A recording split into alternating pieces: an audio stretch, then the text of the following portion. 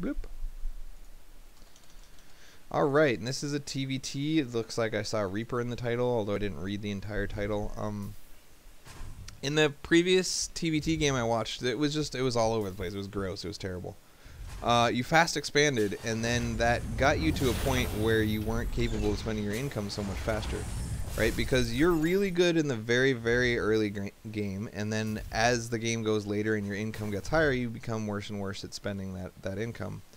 And this is a universal problem among slow players. I made a video once that showed that with just 24 APM, you can get to 200 unit space at 14 minutes if you don't do anything but make those units and rally them to the front. But you have 24 income, so you have just enough APM, not income, just enough APM to be able to macro with 2 bases. And once you get to 3 bases or 4 bases, it becomes just silly. And so let's see, you're going for some Marines and some upgrades. The fast expand with Marines and upgrades kind of style.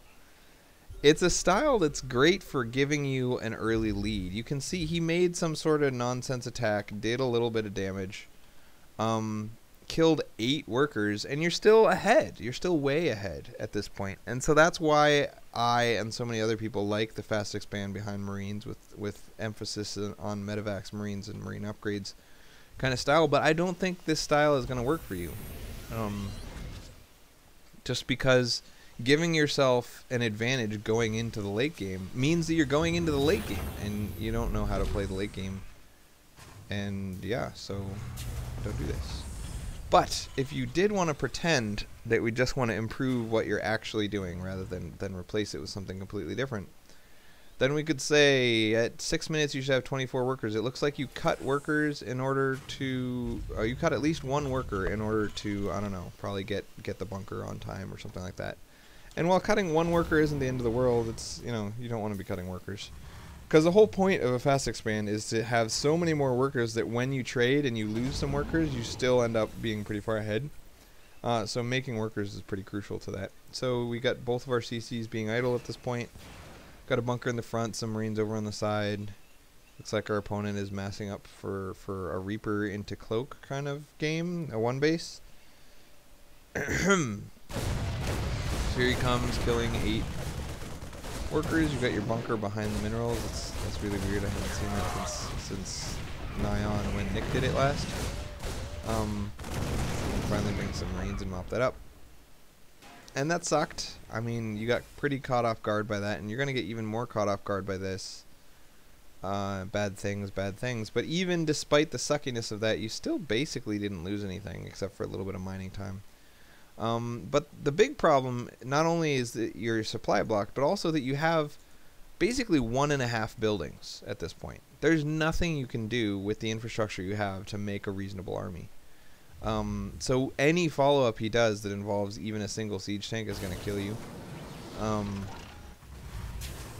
The existence of Cloak Banshees is going to really drive you nuts because you don't have the infrastructure to make any units, so he's just going to...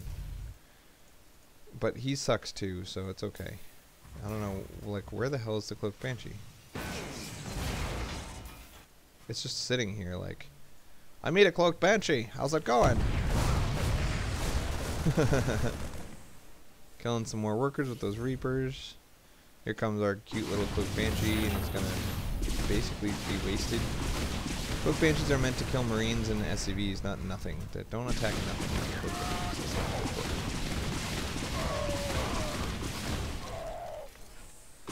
At this point, your income is still 5 workers ahead of his, despite losing 13 workers. His 1 basing is really backfiring. He caught you with your pants down. You have no cloak detection. You have no protection from Banshees. If he just positions a Banshee right here, he can kill all those workers. If he goes here with a Banshee, he can kill all those workers. If he goes here with a Banshee, he can kill all those workers. And instead, he kills a couple of Marines. I don't know. This is just silly. So we talked about at 6 minutes you're behind a little bit. At 8 minutes, including the workers you've lost, you're fine. You're fine, bro. You're fine. Infrastructurally, you want to be able to produce $500 a minute of Marines from the 6 minute mark until the 8 minute mark. And then after 8 minutes, you want to be able to produce even more. So the infrastructure here is just really bad. and you're gonna transition into 5 Marines at a time, but it's a little late, and then you're gonna transition into even more racks and get your second factory starport. But again, it's all just kind of, your money's pretty high. It's a little bit late, and this kind of stuff is pitting you in your base too. The feeling that you don't have enough infrastructure to make an army that's worth pushing out with means that you're not gonna push out. So he's going for a hidden expansion because he's ridiculous. And even if you knew it was there, you couldn't like go kill it just because.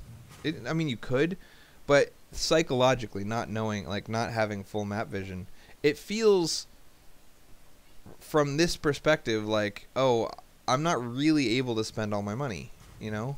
I don't really have all the infrastructure I want until just now. So now you do, but a little while ago you didn't.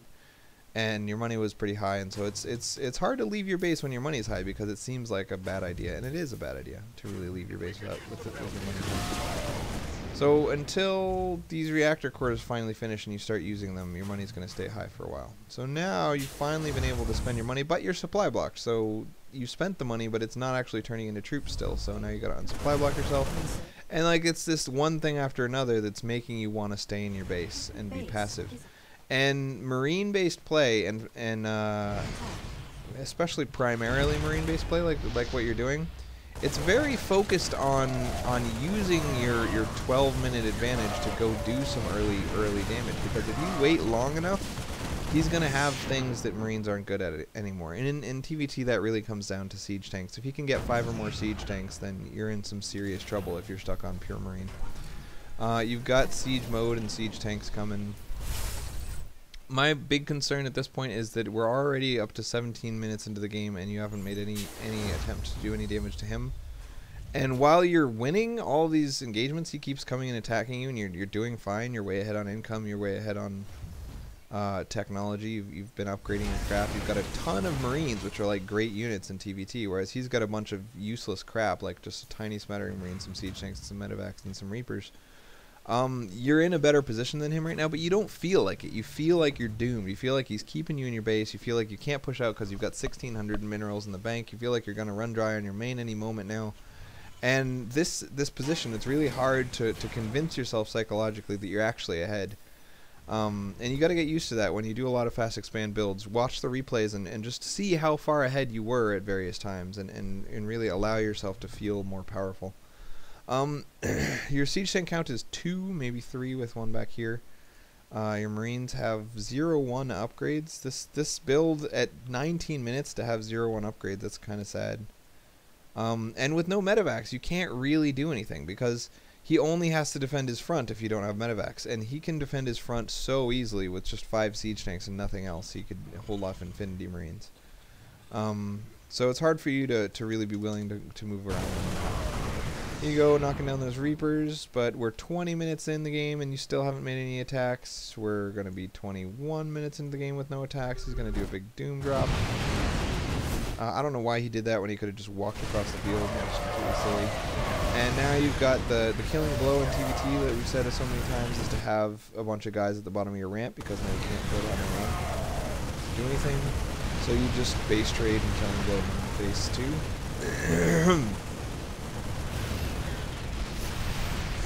It's hard to tell who's going to win a base trade, but you don't know about his hidden bases, so it seems likely that you're going to let him continue mining for a long time. Nope. No medevacs to heal up your crap, and some quick fingers to get you. So the passivity really bugs me. In any build that relies heavily on Marines needs to be an aggressive build. Marines are an aggressive unit because they cost very little and they're extremely strong for their cost. And they're crazy good against early tier units, and they're very bad against late tier units. So if you sit back in your base like this all the way to 160 unit space, and your first attack comes at 170, it's bad. It's really bad. You want to be fighting a lot more often, more quickly. You did a reasonable job with your infrastructure and with your getting a lot of money and spending it and stuff. Obviously, you could have done a lot better, and obviously you never got your 3rd command center, and you did a pretty bad job of dropping mules. You've had a maxed out thing. You did a pretty bad job of getting upgrades. In the very extremely early game, you had a very crappy infrastructure. There's lots of just minor things that all kind of add up to this not really going very well. You want to have benchmarks to check just generally how did my play go, and one of those benchmarks is 13 minutes to have made 72 workers, and we have to subtract the dead ones.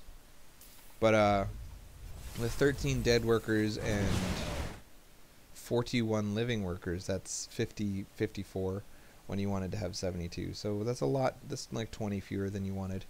And as far as spending, like army budget, at 14 minutes you can cap out with an $8,000 army. So the benchmark at 1420 is 8,000, and you had 3,200 plus some upgrades. This is probably 2, 4, 6, 7, 8. So this is probably about a $4,000 plus turrets. How many turrets did you make? That's a crap ton of turrets and bunkers. Wow. Wow. That is way too many turrets and bunkers, bro. And he's going with a lot of Cloaked Banshees, so I understand the temptation to make that many turrets and bunkers, but the positioning of them is ridiculous. Like, this turret, never going to get a chance to fire. This turret, never going to get a chance to fire. What you want is a turret here, a second turret here, a third turret here, and a fourth turret here, and a fifth turret here. You just 5 turrets, you just covered your whole base for the whole game. And then over here, you only need, like, probably a turret here and a turret here or something. So that's 7 turrets, covers everything, and it's long term. It covers you from not only Banshees but also drops. Whereas this, what you did with these turrets, you made like 12 turrets, and it only covers you from Banshees, not from drops. Also end up being forced to kill some of the turrets because of silliness. But yeah, so you're about $4,000 short of army at 14 minutes. You can see, I mean, obviously you've lost a lot of workers, but a lot of this isn't just down to the workers you lost. It's down to the workers you didn't make. And it's also down to the third that you never made, never felt like you could make. It's also down to, you know, really feeling trapped in your own base. It's down to wasting a lot of money on turrets and bunkers. It just kind of feels icky. Feels icky, sicky, Japanicky. Yeah, man. Medevacs also, if you're going to make a ton of Marines, if you don't make Medevacs, that's just wrong, man. If you make a bunch of Marines and you get stim, you need Medevacs. Siege tanks are far less important than Medevacs, actually. Maybe your first 2 siege tanks are pretty important so that you're immune to kind of tank pushy styles. But after that, you need the Medevacs, baby. Yeah, dude. Yeah.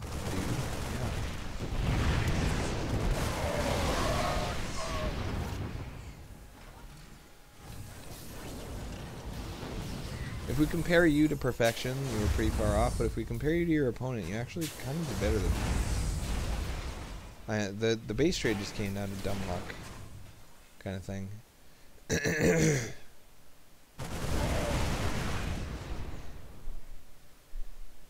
Yeah, you have the same sized army with 1/1 upgrades and far fewer siege tanks, I think. 7 to 5, but you've got 104 Marines. He's only got 53. He's got a lot of his money wasted kind of on Banshees, and Medevacs aren't really a waste. Yeah, his main is mined out at this point. If you kill these 2 bases, then you don't end up base trading, and then that could be... Anyway, there's that, man.